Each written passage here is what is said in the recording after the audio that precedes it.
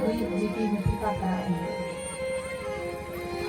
मित्रता करते समय वचन दिया गया कि हम तुम्हारा काम करेंगे। भगवान ने कहा तुम हमारा मदद करना, हम बाली को मारने में तुम्हारी मदद करेंगे और तुम हमारी पत्नी को ढूंढने में हमारी मदद करना। कहने लगे महाराज बाली बहुत बलवान है। कहने लगे सुनो सुग्रीव मारी हम बाली कहिवान, ब्रह्म रुद्र शरणागत गए न उबरहि प्राण।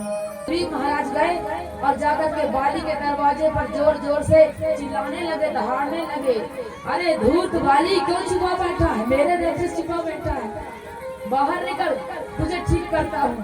बाली ने कहा कि आज बड़ा पावर दिखा रहा है, आज तक तो पता नहीं चल रहा था इसका कहाँ छिपा था।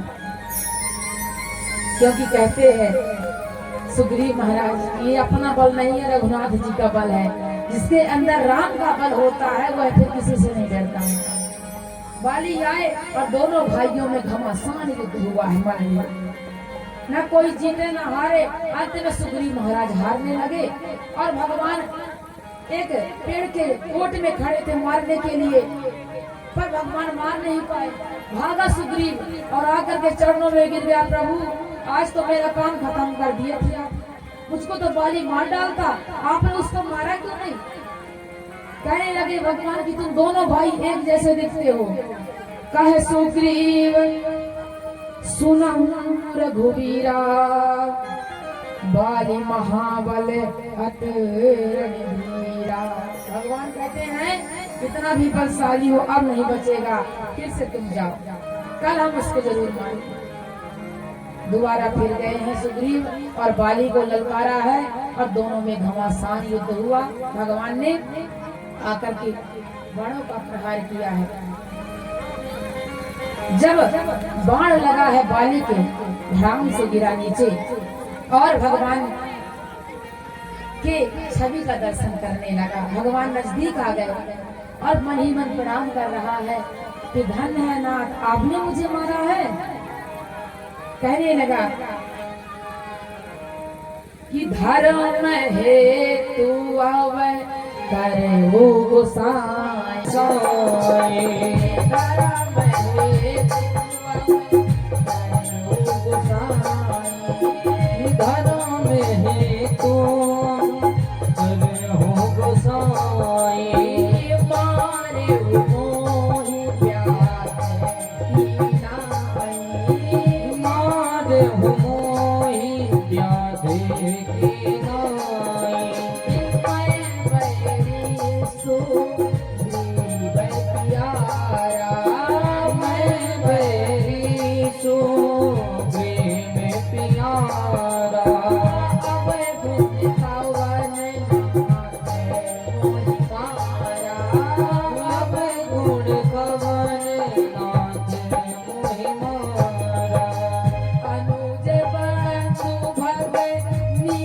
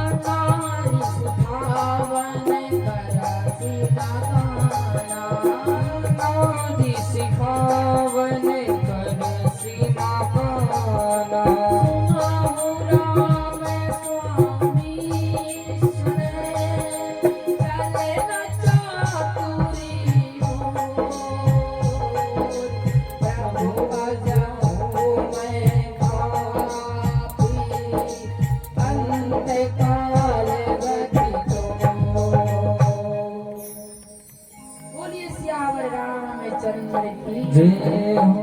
मरते समय बाली कहने लगा, महाराज मैं और सुग्रीव दोनों भाई हैं, पर मैं बैरी सुग्रीव प्यारा, कारण कवन नाथ नहीं मारा। मैं आपका बैरी कब से हो गया महाराज, और सुग्रीव आपका प्यारा कैसे हो गया? मैंने आपका क्या बिगाड़ा है? आपने मुझको व्याध की तरह, बैरिया की तरह छिप करके बाण मारा है। आप सामने से मार सकते थे, मेरी गलती क्या है? कहने लगे, भगवान की अनुज बधू भगनी सुत नारी, कहते हैं भाई की पत्नी बहन और बेटी के समान होती।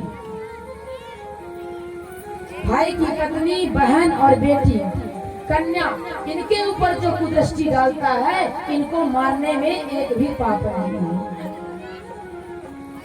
और तुमको इतना अभिमान है कि जब तुम आ रहे थे तुम्हारी पत्नी ने तुमको समझाया, पर तुम समझे नहीं। और जो पत्नी की, धर्म पत्नी की बात नहीं मानता है, उसकी भी फिर गति बिगड़ जाती है, किसी काम का नहीं रहता है। तुझे बड़ा अभिमान है। शरण में बार बार प्रणाम करने लगा, कहने लगा, महाराज मैंने तो सुना है कि आप भगवत वत्सल हैं, आप दीन बंधु हैं, आप दयालु हैं। मैंने तो सुना है कि आपका दर्शन करने के बाद व्यक्ति पाप मुक्त हो जाता है। तो क्या आज आप मेरे सम्मुख साक्षात खड़े हैं, अब भी मैं पापी हूँ? अभी भी मैं पापी कहलाऊंगा? भगवान मुस्कुराए, कहते हैं, वाह वाली हो तो बड़े चतुर। बाली कहने लगे कि हे नाथ, बहुत अच्छा किया आपने मुझे मार दिया, अब तो मेरी सदगति हो जाएगी। मुझसे जो अपराध हुआ है मुझे क्षमादान दीजिए। भगवान को दया आ गई। भगवान मारने के लिए नहीं आए थे, अवतार नहीं लिए हैं, वो तो सुधारने के लिए आए थे। सबको भगवान मौका देते हैं। जब व्यक्ति गलती करता है तो भगवान सबको एक एक मौका अवश्य देते हैं। भगवान ने बाली से कहा कि आज के बाद ऐसा करोगे अपने भाई के साथ? बाली ने कहा, महाराज अब कुछ नहीं करूंगा। कहने लगे, तो ठीक है, हम तुमको स्वस्थ कर देते हैं। एक अभी बाण लगा है, मरे नहीं हो, तुम अभी जीवित हो सकते हो। बाली ने कहा, नहीं महाराज, अब मुझे यह जीवन नहीं चाहिए, क्योंकि साक्षात मेरे सम्मुख जब भगवान है, कहते हैं, जन्म जन्म मुनि जतनु कराही, अंतराम कहिया मत नाहि। ऋषि मुनि जन्म भर इंतजार करते हैं, भगवान का नाम बसते रहते हैं, पर भगवान उनको नहीं मिलते। और मेरा सौभाग्य देखिए कि मेरे सामने राम जी खड़े हैं और मैं राम जी के हाथों मर रहा हूँ, तो मेरी तो गति निश्चित है महाराज, मेरी सुगति होगी। और इस सुगति को छोड़ करके मैं अब जीवन नहीं चाहता। बस एक विनती है कि मेरा एक पुत्र है अंगद, उसे अपने शरण में रख लीजिए नाथ। मेरे जीवन का, मेरा जीवन ही सफल हो जाएगा। आप अपने शरण में मेरे पुत्र को रख लीजिए। देखिए बंधुओं, हम यहाँ पे एक निवेदन करना चाहते हैं कि बाली अच्छा भाई नहीं था, बाली अच्छा पति नहीं था, बाली शायद अच्छा राजा भी नहीं था, पर बाली एक अच्छा पिता जरूर था, क्योंकि उसने अपने पुत्र को भगवान के चरणों में समर्पित कर दिया। जाते जाते उसको ये लगा कि जो हाल मेरा हुआ है, जो मेरे अंदर बुराई थी, क्यों बुराई थी? क्योंकि मैं राम से विमुख था, तो ये बुराई मेरे संतान में ना नहीं पाए। बाली ने सोचा, अगर रघुनाथ जी अपने शरण में रख लेंगे तो मेरे बच्चे का भविष्य ही बन जाएगा। तो बाली एक अच्छा पिता था, उसने अपने पुत्र को भगवान की भक्ति से जोड़ा। तो बंधुओं, हम निवेदन करना चाहते हैं कि आपके मरने के बाद आपकी संपूर्ण जो प्रॉपर्टी है आपके बच्चे को अनायास मिल जाएगा। आप न दोगे, फिर भी सरकार का ऐसा नियम है कि पिता के मरने के बाद संपत्ति का भोग संतान ही करते हैं, स्वतः मिल जाएगा। पर आपकी कहते हैं जो ये माला है, इस माला को भी किसी को सौंप के जाइए कि जब मैं मर जाऊंगा तो ये मेरा माला कौन जाप करेगा, इसका भी अधिकारी बनाया जाए। आपने घर में मंदिर को बनवा लिया पर बच्चों को पूजा करना नहीं सिखाया तो मरने के बाद मंदिर की पूजा कोई करने वाला नहीं रहेगा। तो अपने बच्चों के लिए भजन के लिए भी तैयार करिए बच्चों को। हम निवेदन करना चाहते हैं, संपत्ति दीजिए पर साथ साथ भगवान के चरणों में लगाइए अपने संतान को, साथ में कथा सुनाने लाइए और सिखाइए कि दान पुण्य और सत्संग की क्या महिमा होती है, इसका जीवन में क्या असर पड़ता है, क्योंकि इससे हमारी सकारात्मक प्रवृत्ति बढ़ती है।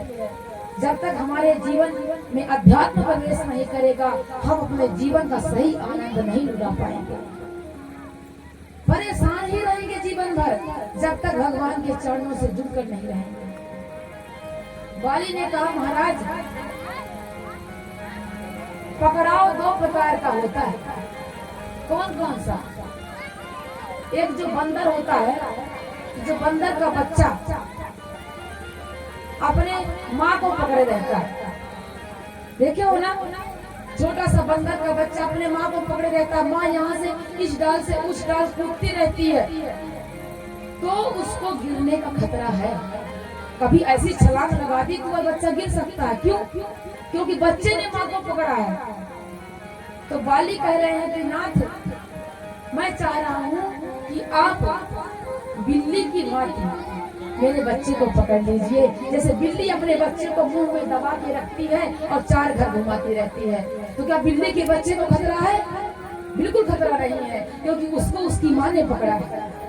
बेटा पकड़ेगा माँ को तो छोड़ सकता है प्यारे, पर अगर माँ बच्चे को पकड़ेगी तो बच्चा सुरक्षित रहेगा और उसकी कोई हानि नहीं हो सकती। हम निवेदन करना चाहते हैं भक्तों कि हम सबको इतना प्रभु से प्रेम करना है कि भगवान हमारा हाथ पकड़ ले ताकि गिरने का खतरा ना रहे।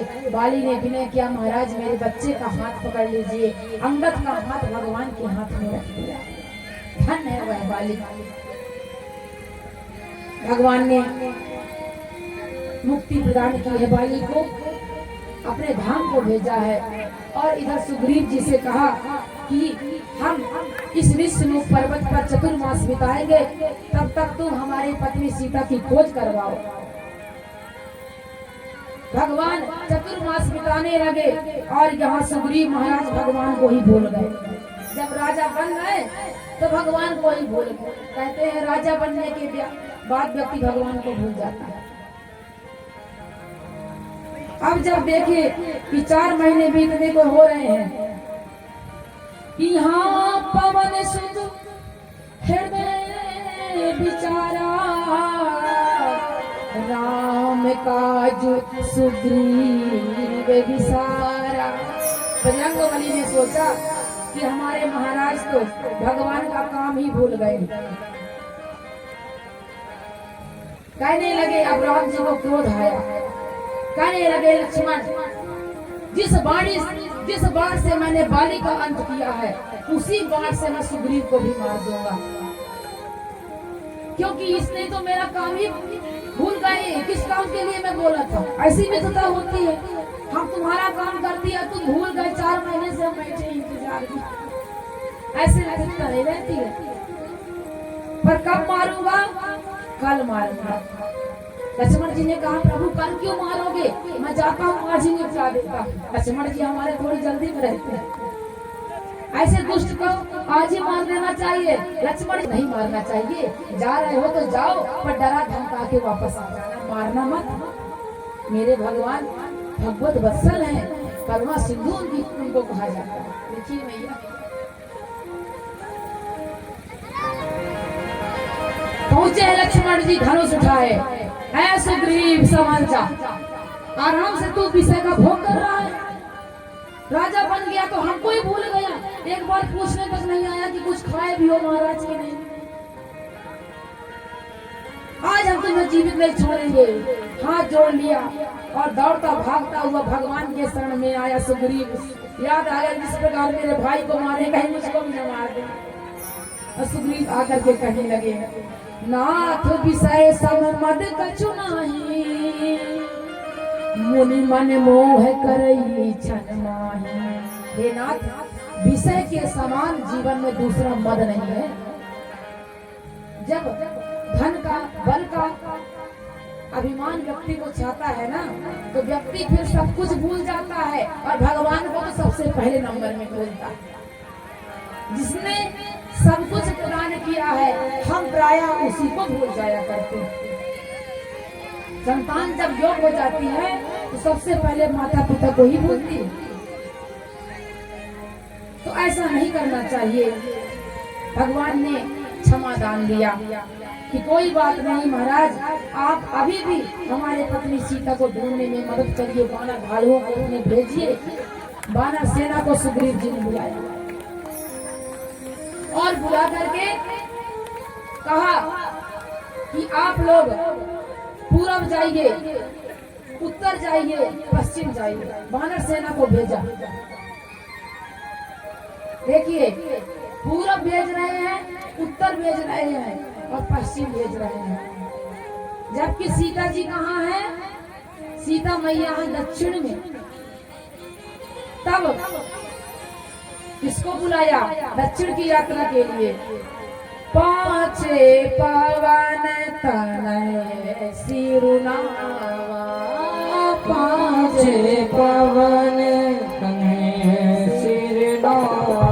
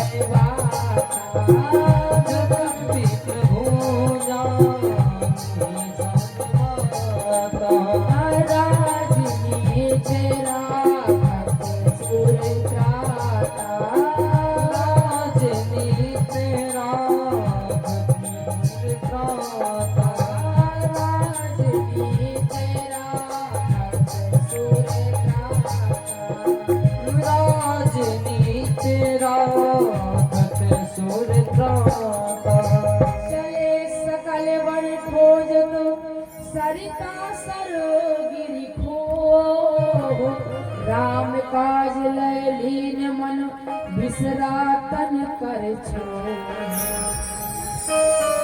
सुग्रीव महाराज ने वानरों को एक चेतावनी भी दे दी कि जा रहे वो सीता जी का पता लगाकर ही वापस आना, और ऐसा नहीं कि 2-4 साल लगा दो, 1 महीने के अंदर पता लगा के आना। ऐसा ना हो कि हमको तुम्हारा पता लगाना पड़ जाए, हम ही ढूंढने लग जाए कि कहाँ चले गए। तो पता लगा के 1 महीने के अंदर आना और पता लगा ही देना, नहीं जिंदा नहीं बचोगे। सुग्रीव का बाण गदा तुम्हारा इंतजार कर रहा है। अब बेचारे सब वानर चले हैं और इधर उधर गिरी कोई गुफा में ढूंढते जा रहे हैं।